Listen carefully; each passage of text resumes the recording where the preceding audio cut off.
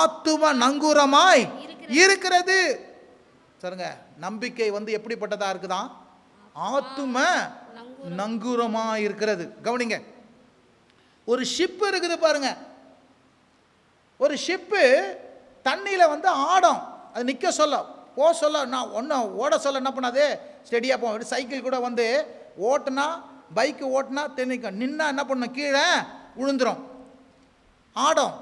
அதே மாதிரி பாருங்கள், போட்டில் ஓட சொல்ல ஒன்றுமே ஆடாது, நிற்க சொல்ல தான் என்ன பண்ணணும், அந்த போட்டெல்லாம் பயங்கரம் ஆழம். அந்த கப்பலெல்லாம் என்ன பண்ணோம், அந்த கரைக்கு கொண்டு வரதுக்கு முன்னாடி என்ன பண்ணுவாங்க, ஒரு குறிப்பிட்ட இடத்துல என்ன பண்ணுவாங்க, நங்கூரம் இடுவாங்க. சொல்லுங்கள், என்ன பண்ணுவாங்க, நங்கூரம் இடுவாங்க. அந்த நங்கூரம் அந்த ஷிப்பு வெயிட்டுக்கு ஏற்ற மாதிரி என்ன பண்ண, ஆங்கர் இருக்கும். அந்த ஆங்கரை என்ன பண்ணுவாங்க, 1, 2, 3 கூட இருக்கும். அந்த ஆங்கரை என்ன பண்ணுவாங்க, அந்த கப்பலுக்குள்ளே என்ன பண்ணுவாங்க, அப்படியே தண்ணிக்குள்ளே விடுவாங்க. அந்த தண்ணிக்குள்ளே விடும்போது கிட்டத்தட்ட ஒரு 200 மீட்டரு கூட இருந்துச்சுன்னா கூட அந்த ஷிப்பு என்ன பண்ணுமா, அந்த ஆங்கர் போய் என்ன பண்ணுமா, அந்த தண்ணிக்குள்ளே குத்தின்னு என்ன பண்ணுமா, அப்படியே போய் நல்லா குத்தி நின்று மாட்டி நிற்குமா. அப்படி நின்ன பிறகு தான் அந்த கப்பல் என்ன பண்ணுமா, ஆடாமல் அப்படியே அசையாமல் என்ன பண்ணோம், போர்ட்டுக்கு வர சொல்ல அதை இது போட்டு கட்டிடுவாங்க. ஆனால் போர்ட்டுக்கு வராமல் காற்று இருக்கிற கப்பல்னு சொல்லிட்டு நடுக்கடலில் நிற்க வைப்பாங்க. ஒரு குறிப்பிட்ட ஆழத்தில் சொல்கிறாங்க, போர்ட்டுக்கு வந்தால் கிட்டத்தட்ட ஒரு என்ன சொல்கிறது, ஒரு 13 மீட்ரு 14 மீட்ரு ஆழம் இருந்தாலே என்ன பண்ணோமா, நிற்கமா. ஒவ்வொரு கப்பலுக்கு வெயிட் ஏற்ற மாதிரி ஆழம் அந்த மாதிரி. ஆனால் நடுக்கடலில் கொஞ்சம் ஆழம் அதிகமாக இருக்கும். ஒரு 200 மீட்ரு 300 மீட்டருக்குன்னு வச்சுக்கோ. அந்த 300 மீட்ரு 200 மீட்டருக்கு இந்த ஆங்கரை போய் என்ன பண்ணுமா, குத்தமா. குத்திட்ட பிறகு என்ன பண்ணுமோ, அது அப்படியே ஸ்டெடியாக என்ன பண்ணுமோ, அந்த ஆங்கர் நிற்கமா, அந்த கப்பலை நிற்கமா. அவ்வளோ பெரிய கப்பல் இந்த 2 ஆங்கர் தான் நிற்க வைக்குமா. அதே சொல்கிறப்ப இவ்வளோ பெரிய வாழ்க்கை, இவ்வளோ பெரிய எதிர்காலத்துக்கு உங்களுக்கு இருக்கிற நம்பிக்கை தான் ஆங்கர் மாதிரி இருக்குது. இருந்தால் ஒரு ஆமேன்னு சொல்லுங்கள். அதில் தான் சொல்லுது, நம்பிக்கை என்னது, ஆங்கராக இருக்குது. சொல்லுங்கள், நம்பிக்கை என்ன இருக்குதுங்க, ஆங்கர். இருந்தால் ஒரு ஆமேன்னு சொல்லுங்கள். நங்கூரமாக இருக்குது. நங்கூரம்னா அசையாமல் இருக்கிறதா இருக்குது. இப்போ நங்கூரம் மாதிரி எப்படி நிற்கிறான் பாருப்பா. அதே போல் பாரு, இயேசு தான் நம்முடைய நம்பிக்கையின் நங்கூரம். இருந்தால் ஒரு ஆமேன்னு சொல்லுங்கள். இயேசு எப்படி ஆபிரகாமுக்கு சந்ததியாய் பிறந்தாரோ, இயேசு சந்ததியாய் பிறந்தது மட்டும் இல்லை, மரித்து உயிர்த்தெழுந்து பரலோகத்துக்கு போனார் என்ற நிச்சயம் இருக்குதோ, அந்த 2 மாறாத விஷயத்தில் அவர் ஆபிரகாமுக்கு வாக்கு பண்ணது வந்தார். அதே போல் அவர் என்ன பண்ணார், அந்த திரைக்குள்ளே போயிருக்கிறாரு. இந்த 2 காரியத்தை நீங்கள் உறுதியாக பற்றி கொள்ளுங்க. இந்த அழைச்சதுனால இந்த ஆபிரகாமுக்கு அவன் சந்ததியை கொடுத்து, அந்த சந்ததியை ஜீவனுள்ள சந்ததியாக மாற்றி, அவரை மரித்தாலும் அவர் உயிரோடு கூட எழுப்பி அவரை கொண்டு போய் என்ன பண்ணுறாரு, பரலோகத்துக்கு எப்படி சேர்த்தாரோ, அப்பேற்பட்ட நம்பிக்கை உடையவர்களாக இருக்கிறீங்கன்னா, நான் சொல்கிறேன், உங்கள் வாழ்க்கையில் எதை குறித்து நீங்கள் என்ன பண்ண மாட்டீங்க, கவலைப்படவே மாட்டீங்க.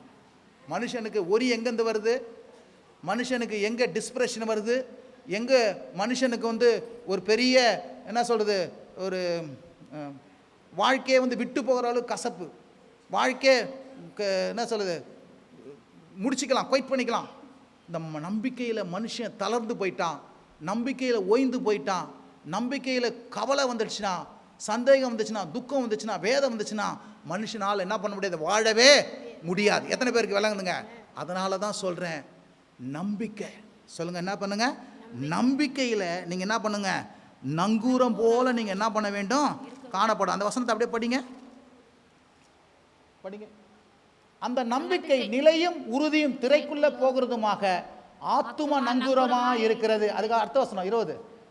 நமக்கு முன்னோடியாகிய இயேசு கிறிஸ்து மெல்கிசேதேக்கின் முறைமையின்படி நித்திய பிரதான ஆசாரியராய் அந்த திரைக்குள் என்ன பண்ணிக்கிறாரு, பிரவேசிக்கிறார்.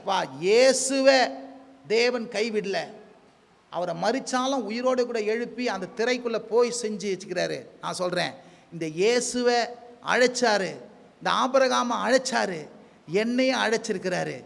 ஆகிய என்னையே என்ன பண்ணுவார், இந்த வாழ்க்கை கடைசி வரைக்கும் என்ன பண்ண மாட்டார், கைவிடவே மாட்டார் என்று சொல்லி, இயேசுவின் மேலே அந்த நம்பிக்கை உங்களுக்குள்ளே இருக்குமுன்னா, நான் சொல்கிறேன், இந்த நம்பிக்கையினால் நீங்கள் என்ன பண்ண முடியும், உங்களை காத்துக்கொள்ள முடியும். இருந்தால் ஒரு ஆமேன்னு சொல்லுங்கள். ஜெபத்துக்கு பாருங்கள், இந்த மனது ரொம்ப முக்கியம். திரும்ப சொல்கிறேன், ப்ரேயருடைய வாழ்க்கை, ப்ரேயர் லைஃப்பில் நம்ம அந்த பெட்டிஷனுக்கு ரிசீவ் பண்ணிக்கணும்ல, அந்த பதிலை பெற்றுக்கொள்ளணும்ல, அந்த பதிலை பெற்றுக்கொள்றதுல மனசு வந்து அலப்பாயவோ, மனசு வந்து ஒரு நிலையில் இல்லாமல், மனசு வந்து சந்தேகமோ, கவலையும், பாரமும், துக்கமும் இருந்துச்சுன்னா ப்ரேயருக்கான பதிலை என்ன பண்ண முடியாது, மனுஷனால் பெற்றுக்கொள்ளவே முடியாது. எத்தனை பேருக்கு விளங்குதுங்க? அப்போ ப்ரேயருக்கான பதிலை பெற்றுக்கொள்ளணும்னா உன் எண்ணங்களும் நம்பிக்கையை என்ன பண்ணணும், இயேசுவின் மேலே நங்கூரமிட்டு இருக்கணும். நம்பிக்கையில் உறுதியாக இருக்கணும். நம்பிக்கையோடு கூட பற்றி கொண்டு இருக்கணும். நிச்சயம் இந்த இயேசு என்னை கைவிட மாட்டார், நிச்சயம் இந்த இயேசு என்னை கைவிட மாட்டார் என்று சொல்லி அவர் மேலே நாம் நம்பிக்கை வச்சு ஆதாரமாக இருப்போம். என்ன நம்பிக்கையில் பூரண நிச்சயம் உண்டாகும். உறுதியாக இருப்பீங்க. நான் சொல்கிறேன், உங்கள் ஜெபத்துக்கு எல்லாவற்றுக்கும் உங்களுக்கு பதில் கிடைக்கும். இருந்தால் அதனால தான் சொல்கிறாரு, உங்கள் அழைப்பினாலே உண்டாகிற அந்த நம்பிக்கை இன்னதென்று. நம்பிக்கையை குறித்து கொஞ்சம் புத்தியும் அறிவும் தெளிவும் வந்துச்சு. நம்பிக்கை எவ்வளோ முக்கியம், அந்த நம்பிக்கையை ஒழுங்காக வச்சுக்கணும். எந்த சில நேரத்தில் பாருங்கள், இந்த மனதை வேஸ்ட் பண்ணாதேன்னுவாங்க. தேவையில்லாத மனசை கொடுத்து மனுஷன் சிந்திக்க சிந்திக்க மனுஷன் விரயம் ஆகிடுவான், டயர்ட் ஆகிடுவான்.